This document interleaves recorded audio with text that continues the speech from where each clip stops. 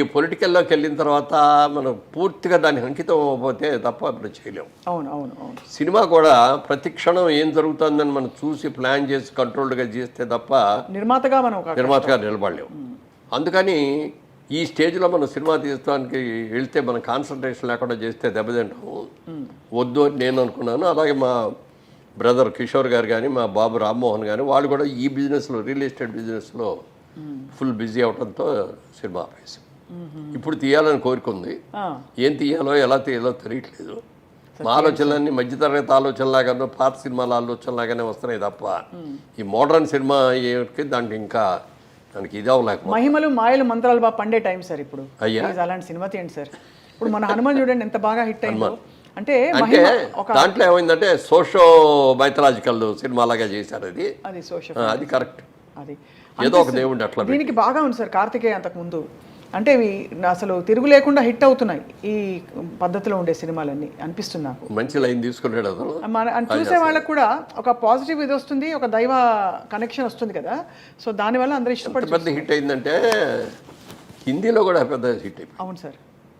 వీళ్ళందరూ తెలుగు యాక్టర్లు ఈ తెలుగు సినిమా అక్కడ రిలీజ్ చేస్తే అది పెద్ద హిట్ అయిపోయింది. అలా వి ఎక్స్పెక్ట్ సార్ మీరు తప్పకుండా. ఎందుకంటే యువర్ సో యాక్టివ్ అండ్ ఇంకా అదే ఏ టైప్ అనేది ఇక్కడ డిసైడ్ చేసుకోలేదు. కథలు వింటున్నాను కానీ ఏదోదో చెప్తున్నారు. మనం ఇలాంటి కథలు అయితే మనం ఇక్కడ కూర్చొని రోజు పని చేయొచ్చు అన్న లెవెల్లో కథలు మాట కామట లవ్ స్టోరీలు బోరు సార్. ఎందుకంటే ఇప్పుడు బాగా మారిపోయాయి లవ్ స్టోరీ పద్ధతి. ఎరా అంటే ఎరా అనుకుంటున్నారు అబ్బాయి అమ్మాయి, అందరూ మందులు తాగుతున్నారు, అందరూ సిగరెట్లు తాగుతున్నారు. అది అండ్ ఇప్పుడు ఇద్దరు అబ్బాయిలు ఒక అమ్మాయి ఇలాంటివి ఎక్కువైపోయాయి. అంటే దాంట్లోకి వెళ్ళలేదు నేను నిజంగా. చిరాగ్గా ఉంటుంది కదా సార్ చూస్తే కూడా. తర్వాత లివింగ్ టుగెదర్లో పెరిగిపోయింది సోషల్ లైఫ్లో కూడా. ఆ లివింగ్ టుగెదర్లు తీయాలన్నా కూడా నా మనసు అవ్వదు. మీరైతే సంప్రదాయవాది సార్ అయితే పూర్తిగా. ఎందుకంటే కుటుంబం, భార్య, పిల్లలు, అది ఫ్యామిలీ ఓరియంటెడ్. ఆ సినిమా లాగా ఒక సినిమా తీస్తే ఇప్పుడు ఆడుతుందా లేదా అనేది అనుమానం ఉందండి. అందుకే వాటి రెండింటికి వయా మీడియా సోషల్ ఫ్యాంటసీ. అదే సార్ సోషల్ ఫ్యాంటసీ మధ్యలో పెడితే. అవును సార్. ఇప్పుడు అంటే మీరు శోభన్ బాబు గారికి కూడా చాలా క్లోజ్ కదా సార్. వారికి ఇన్ఫాక్ట్ రియల్ ఎస్టేట్ లో డబ్బులు పెట్టమని ఆయన మీకు సలహా ఇచ్చారా, మీరే ఆయనకి ఇచ్చారంటే? లేదు, ఆయన ఒక రోజున అడిగారు, మురళీమోహన్ గారు మీ ఎర్నింగ్స్ అన్ని ఎక్కడ ఇన్వెస్ట్ చేస్తారు ఏంటి అని అడిగారు. Sir I'm basically business man అండి.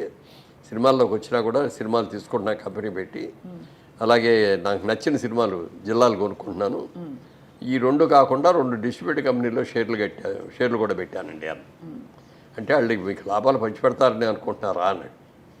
పంచిపెడతారండి, చాలా మంచి వాళ్ళు అండి అని. మిమ్మల్ని మీ అంత పిచ్చాళ్ళు ఎవరో ఉండరు, వాళ్ళు కష్టపడి సంపాదించి ఆ డబ్బుల్ని మీకు పంచుతారంటే వాళ్ళు తినగా ఏమైనా మిగిలితే మీకు ఇస్తారు ఎవరు ఇట్లా అన్నాడు. కాదండి అన్న. మొత్తానికి 2 కూడా ఫెయిల్ అయిపోయాయి.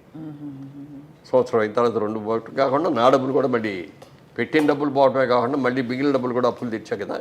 అప్పుడు మళ్ళీ ఆయన దగ్గరికి వెళ్ళి అడిగామండి, ఇట్లా మీరు చెప్పినట్టే అయింది, మీరు నాకంటే సీనియర్ హీరో, నాకంటే పెద్ద హీరో, నాకంటే ఎక్కువ రెమ్యూనరేషన్ తీసుకుంటున్నారు, మరి మీ డబ్బులంతా ఎక్కడ ఇన్వెస్ట్ చేస్తారండి అని అడిగితే అప్పుడు చెప్పాడు ఆయన, ఈ ప్రపంచంలో 3 వంతులు సముద్రమే ఉంది, 1 వంతే భూమి. ఆ భూమిలో కూడా మంచు పర్వతాల మీద మనం వెళ్ళి ఉండలేము, అలాగే ఎడారుల్లో మనం ఉండలేము. నివాసయోగ్యమైన స్థలాలు తక్కువే ఉంటాయి. ఈ భూమిని ఎవరో పెంచలేరు, భూమి అలాగే ఉంటుంది. జనాభా విపరీతంగా పెరుగుతున్నారు ప్రపంచం యావత్తు. రాబోయే రోజుల్లో ల్యాండ్కి డిమాండ్ వస్తాయని చెప్పి నేను మొత్తం ల్యాండే కొంటున్నాను. అబ్బాయి ఎంత బ్రిలియంట్! అందరికీ తెలిసింది ఆయన సముద్రం ఇంత, ఈ భూమి ఇంత అని తెలుసు మనకి. కానీ ఈ క్యాలిక్యులేషన్ చెప్పింది ఆయన. ఆయన మొత్తం ఎంత భూములు కొన్నాడో తెలుసు అండి మెడ్రాస్ చుట్టుపక్కల. ఎంత సార్ సుమారు? అసలు ఐడియా కూడా లేదు నాకు. అడిగాడు అంటే ఆయన 5,000 ఎకరం 5,000తో కొన్నాయి, ఇప్పుడు 5 కోట్లు అయింది. బాబా అంటే ఎన్ని వందల ఎకరాలు కొని ఉంటారు ఆయన? చెప్పడం కష్టం కదా. ఎవ్వరికి చెప్పేవాడు కాదు. ఎక్కడ పోయే ఆస్తులన్నీ వాళ్ళ వారసులకు వెళ్ళాయి చెందయ్య. అంతే కదా, కొడుకున్నాడు కదా, కొడుకు కూతుళ్ళు ఫ్యామిలీ ఉన్నారు, వాళ్ళకే వెళ్ళేది, బయట ఎక్కడికి పోలేదు. ఆయన ఇవి తప్ప ఏమి డిస్కస్ చేయలేదు సార్ ఇప్పుడు ఆయన జీవితం గురించి? అంటే అప్పట్లో జయలలిత గారిని మాట్లాడేవారు కాదు, కానీ ఎప్పుడో ఒక్కసారి మాత్రం అన్నాడు. చాలా హ్యాపీగా ఫీల్ అయ్యేవాడిని. అది అంటే ఒక వండర్ఫుల్ వైఫ్ లాగా అనిపించేది ఆవిడ నాకు, Jayalalithaa garu. But then they were married కదా సార్? అంటే దేవర్ అంటే ఒక బంధంలో ఉన్నారు. అంతే అంతే కదా, మ్యారేజ్ అని చేసుకున్నాను. అదే చూస్తే అనిపిస్తుంది సార్, అంటే జీవితం చిన్నది, అప్పుడప్పుడు అనిపిస్తుంది బాధ్యతలు కరెక్టే ఉండాలి, చూసుకోవాలి అందరినీ, బట్ మనసుకి ఎవరు మాట చెప్తారు సార్? ఆత్రేయ గారు చెప్తే కూడా విందు మనసు మాట. సో అది దాన్ని అన్నీ దాటుకుంటూ మీరు కింగ్ సార్ నిజంగా. ఎందుకంటే అన్నిటినీ రెసిస్ట్ చేసి మీరు డిసైడ్ చేసేసుకున్నారు కాబట్టి అది. అప్పుడు ఆ సోమన్ బాబు గారు ఐడియా పెట్టుకొని మనం హీరో వేయట్లేదు, క్యారెక్టర్ రోల్స్కి వస్తాం అని క్యారెక్టర్ రోల్స్ చేస్తా అంటే హీరో ఫాదర్ లాగా లేడండి, బ్రదర్ లాగా ఉన్నాడండి అని అంట మొదలెట్టారు. నేను ఎక్స్పెక్ట్ చేసిన లెవెల్లో క్యారెక్టర్స్ రాలా. ఇప్పుడు మనం ఇంక దీని మీదే బేస్ అయితే మనం దెబ్బతింటాం, ఉన్నదంతా తిట్లా కూర్చుంటే బిజినెస్ చేయాలని ఇప్పుడు హైదరాబాద్ షిఫ్ట్ కూడా అయ్యాయి కాబట్టి అప్పుడు సోమన్ బాబు గారు చెప్పిన ఐడియాతో రియల్ ఎస్టేట్లోకి దిగడమే కాకుండా రాణించారు సార్. అసలు హౌ టు రాణించారంటే అందరు కూడా వద్దన్నారు ఇక్కడికి రాగానే. ఇక్కడ అన్ని మోసాలు, గోండాయిజం చాలా ఉంటుందండి. నెక్స్ట్ అదే అడగబోతున్నాను. అమ్మిన పొలాన్ని మళ్ళీ ఇంకోటి రిజిస్ట్రేషన్స్ ఇవన్నీ డబుల్ రిజిస్ట్రేషన్, త్రిబుల్ రిజిస్ట్రేషన్లు జరుగుతాయండి అన్నాడు. నేను మాత్రం అలా చేయను. ప్రతి వాడికి కూడా నాకు అంటూ ఒక చిన్న ఇల్లు కట్టుకోవాలనే ఆశ ప్రతి ఒక్కడికి ఉంటుంది. ఇల్లు కట్టుకునే డబ్బు లేకపోయినా ఒక స్థలం 100 గజాలు 200 గజాల స్థలమాన్ని కొనుక్కుందాం, డబ్బులు ఉన్నప్పుడు ఇల్లు కట్టుకుందాం అనుకుంటారు. ప్రతి ఒక్కరి ఆశ ఇది. ఈ ఆశని, ఈ కళని నిజం చేసే వ్యాపారం నాది రియల్ ఎస్టేట్ అంటే.